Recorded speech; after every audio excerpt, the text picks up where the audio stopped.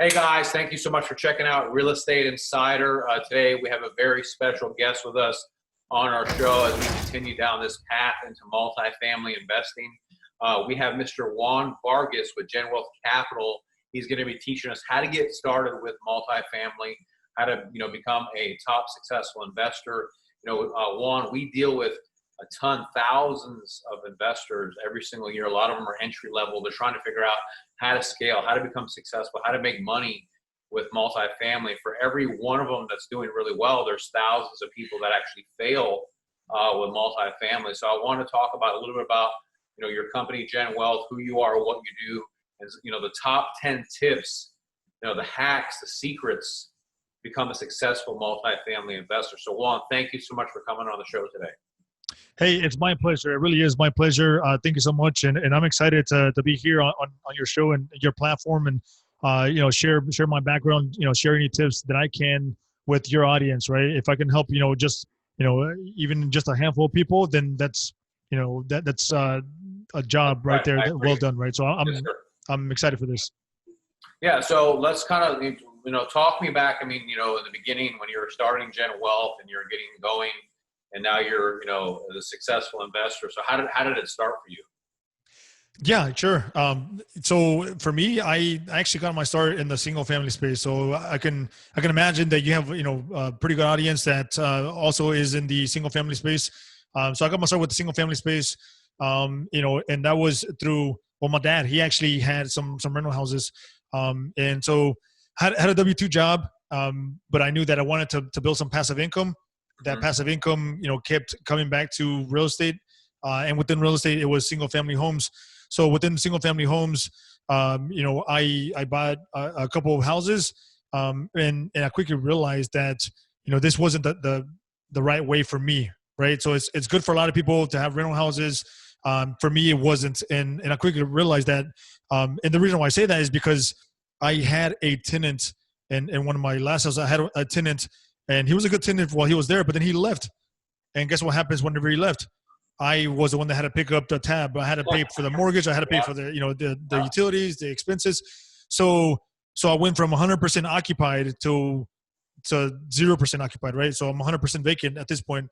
So then I just simply I thought about it. I was like, well, what if I had a 10 unit, just a 10 unit or 20 unit, and then I had one tenant leave? Then hey, I'm still 90+% occupied. I'm still rolling. And I'm still moving forward, and I don't have to come out of pocket to pay for these expenses and the mortgage and those type of things. So that was when I had my aha moment, and I made the switch over to multifamily, and I haven't looked back since. Since when? So let me ask you this though, because when you got into multifamily investing, surely you had tenants leave, right? So whenever I got into to multifamily itself, so this was in 2016. My first property was in 2016. When I got into multifamily, yes, we had a value add, what we call a value add deal. And so what that means is there's a potential in adding value to the property, right? And increasing the it's a net operating income, and therefore you're increasing the value of the property because it's different than single family, right? Single family is comps. And then in multifamily is commercial real estate, so it's based on the net operating income. But yeah, sure, we had a value add property, so yeah, for sure we had some tenants that also left, but we were providing some value, and that was through renovations, through improved operations, through better management, and it allows tenants, better qualified tenants, to be able to pay at that higher rate that we were commanding afterwards, right? So yeah, you're gonna go through some turnover, but it wasn't like the single family where you have one tenant and he's gone, and now what are you doing? So it's on you from that point. Yeah. So let's talk about that. So what on the type of multifamily that you're investing in, are you doing like class C, B? What are you doing? So we're in the B and C space. Okay. So primarily workforce housing. And so what that means is, people that, it could be a little mixture of blue collar work, white collar, but primarily blue collar. That's, I would call it anywhere in that $30,000 to $60,000 range, something like that, right? And that's really the majority of the tenant base out there, right? Is the workforce $30,000 to $60,000 median income Okay. range, and so that's what we cater to, and that's where our communities cater to those guys too. Gotcha, gotcha. And then how are you finding these deals? So we're finding these deals through broker relationships. At the very beginning, that very first property that I mentioned, that was through direct mail, and now, for you to get into the larger properties, that direct mail, I'm not going to say that it doesn't work, because I do have some colleagues where it has worked on, and they've acquired 100 plus units, but it's just much more challenging to buy through direct mail. So the majority of our properties, yeah, when we buy them, it's all through the broker relationships, because these guys are the ones that have the relationship with the sellers and the owners. Gotcha. And when you say that you're doing value add, so you're doing some type of rehab to the property at the time of purchase? We are doing rehab, yes. So we try to find opportunities where there's some improvements that can be done. That could be through management. That could be through rent upside. That could be through expense reduction. There's a lot of the different little things that you can do to improve, and that's what we try to do. But we're also open to doing what we call hybrid, and so that's more of a yield where it's a property that's already doing well, but there's some minor things that you can do to it to improve it still. So we call that more of a hybrid, and so we're open to doing both of those. But yeah, that makes up the majority of what we look for today. Okay. And then what type of financing do you get in the beginning? Are you doing some type of hard money, or what are you doing? So we are not doing hard money. So in the commercial real estate space, for multifamily specifically, we call these bridge loans, which in other words, it's kind of like a hard money loan, right? So it's a short-term loan, a little bit higher interest. There are some points involved. That's not really our model. Our model is more the Fannie Mae, Freddie Mac. So we like the long-term debt, where we can still improve the property, but it's not like 50% occupied. These are still stabilized properties that are, call it, high 80s, 90s percent occupied, where we can still add value to the properties. But these are Fannie Mae, Freddie Mac, obviously government backed loans that we put on these properties. And we typically have, some IO, which is interest only. So we'll have some interest only for, 3, 4, 5 years. And then, these are typically on a 10 or 12-year term as well. Okay. So, but after you do the bridge loan, then you're saying you go over to an agency loan afterwards? That's a possibility. Yeah. So we don't necessarily do bridge loans. We try to find deals that can qualify for Fannie and Freddie from the get-go. But that being said, we would definitely have looked at our fair share of bridge deals, and just finding the right opportunity, right? Because there's already there could be some risk involved in doing a bridge, but you have to make sure that you find a deal in a good market that's growing, that has a lot of potential, and then also look at the comps, see what the comps are doing. If the comps are doing much better than what the property is that you're looking at, right, then that's a golden opportunity. So yes, these bridge loans, hard money loans, you can call it. These are some of these are really, really good for you to use, if you need it, right? So yeah, we're open to that as well, but we just haven't done that up to yet. Okay, so let's talk about that. So then, what would you say the top 10 things, like, because there's a lot of people that they get into multifamily. We get calls every single week where people they failed miserably. They bought the wrong property. They overpaid. They got the wrong type of loan. They got ripped off by the broker. So what are the top things that you can advise for people getting into multifamily investing? How to protect them? The best things that they can look to.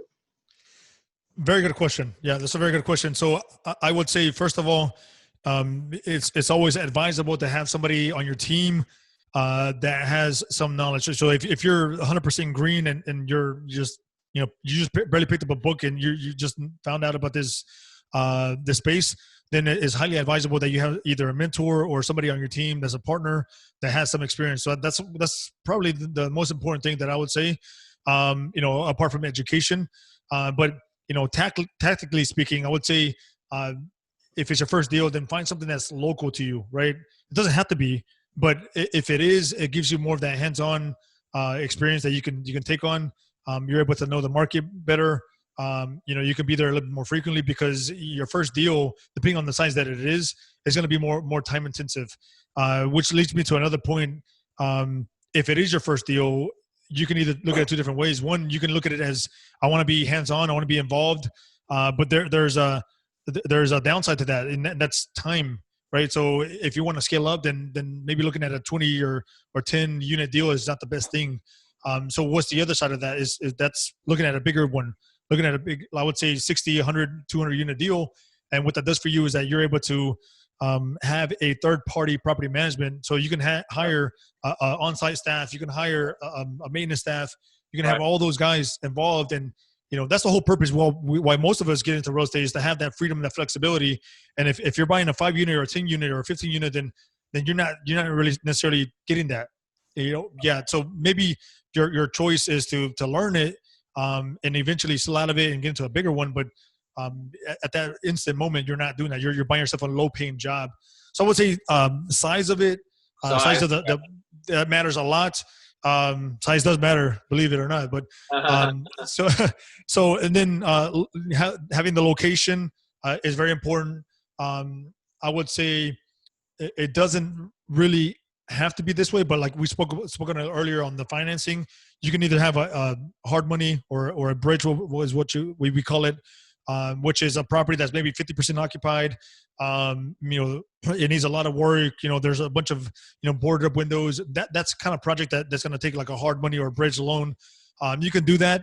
I always like to look for a Fannie or Freddie because it's these are properties that are usually stabilized already. Stabilized meaning that's 90% occupied or higher, and it reduces a lot of the risk. So again, that goes back to my very first point: is having somebody on your team that really understands the business, that really knows what action steps to take. Right. So that's very, very important. And so those are some of the main key takeaways that I would say. We can go into really, really big detail further in, but people talk about how they may overpay for a property. Again, that comes with experience, that comes with knowing the market, that comes with education, that comes with having the right people on your team. So all that is very, very important. There's definitely no I in team in this business. So it's just like yourself, Angelo. You have a team. You have an awesome team there, with you, and you could have done a lot yourself, but like you were able to get that much further with your team, right? So same thing. So team, you said going bigger, location, your market, relationships, I guess. I mean, because you mentioned relationships are very important. One thing I would add there as well is find a market that is landlord and business friendly. So we don't look at anything in California. I love California. I think it's a beautiful state. I think people there are awesome. But we don't look at anything in California because of the landlord laws. So if I have a property there, then it could take me up to a year sometimes, in some cases, to evict somebody. Whereas like I'm in Texas and you are as well.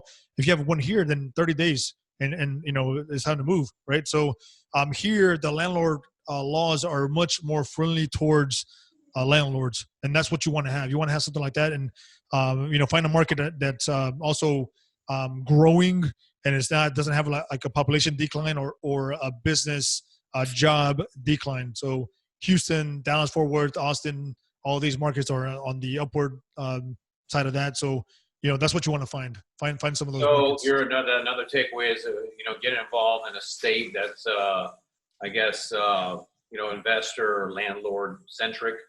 100%. Yes. In a city that's obviously growing or booming, right? So okay, and then I guess do you work with other investors, or have people want to they want to learn more about Genworth Capital? Can they reach out to you, or what do you mean? Yeah, for sure. So I, people can reach out to me on social media. That's Instagram, Facebook, LinkedIn, Twitter. So you can find me at the Juan Vargas, or through email, and you can go head on over to the website. That's genwealthcapital.com, or somebody, if they wanted to have more of a deeper relationship or phone call or email, then they can shoot me an email at Juan@genwealthcapital.com. That's Juan@genwealthcapital.com. capital.com, and I'm always happy to take some time and talk shop and meet up in person if that's an opportunity as well. Again, are you working with any outside investors to raise capital? So the way we structure our deals is, we have individual investors right now, and so these are investors that will come in. Say we have a 4 or 5 or $8 million raise on a particular project, and our minimum is typically somewhere in the $50,000 to $75,000 range. And so we work with different investors. We're talking to a couple of different private equity firms as well. That these are guys that write one check and and able to work with us. So, but yeah, we work with a bunch of different people and from all different walks of life from throughout the country as well, okay. and worldwide, but for that matter. Oh wow, okay. Yeah. How did your portfolio do during COVID? That's a very good question. So as of the recording that we're having right now, we're in June, so COVID is still ongoing, but we're fortunate that for the most part we're doing pretty good, right? Now that could be attributed to the stimulus package, that could be attributed to the unemployment that's out there. So we may not have the true picture or idea. It could be a little we may not have that true color, right? Like I said. So really we probably won't find out until, I would say, July is whenever the unemployment is supposed to kick off or get pushed aside. So I would say August, September is kind of when we'll start to find out what's really happening, and how you're really doing. So that's when the residents won't have that stimulus package, unless they're doing one right now, but they won't have that unemployment to rely on so much, Yeah. Well, cool, man. No, I mean, and that we're a Fannie Mae lender. We do private loans. We do lines of credit. We do bridge loans. So obviously, if we can ever help you with any funding or you need anything, feel free to reach out to us. We're here in Houston City Center, and we lend nationwide.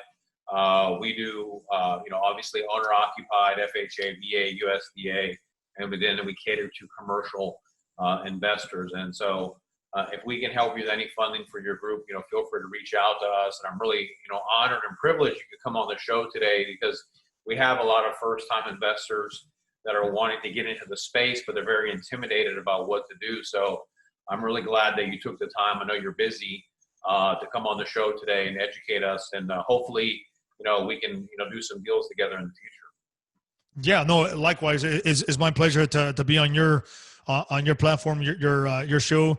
And thank you for that opportunity. And so, but it's also very good to know that you guys, also led on these type of opportunities that we look at, that we buy, that we will continue to buy. And so, hopefully, I was able to add some value, some information to your audience. And if anybody has any questions, they can feel free to reach out to me. I'm not going to try to sell me anything. I don't have any courses or anything to teach them or sell them or anything like that. So it's just a genuine, phone call, and I can, we can set up a time to meet. That's great. Yeah. And then any other last takeaways or anything that any of you would advise to investors if you could do anything differently with your career? Is there any advice? Yeah. If I could do something, if I could go back and change just one thing, I would change the fact that I didn't get started soon enough. So, you're never going to know everything. There's always going to be something that's not clear to you. There's always going to be a bunch of question marks. You're always going to have butterflies. And it's always going to feel like it's not right. You're making a mistake, but you have to be willing to make that jump. You have to be willing to take action, and without action, then just forget about it. If you're not going to take action, then this conversation, it really doesn't mean so much, right? You have to be willing to take action, and follow that path, that dream that you have. Awesome. Well, Juan, thank you guys so much for checking out our show today. And Juan, I'm very grateful for you being on our show today. Check out Genworth Capital. Thank you so much, my friend. Take care. Best of luck with your career, your future. If I can do anything for you, please reach out to me. Thank you, Angelo. I really do appreciate that. We'll be in touch. Absolutely. It's my pleasure. Thank you so much. Bye-bye. Thank you. Thank you.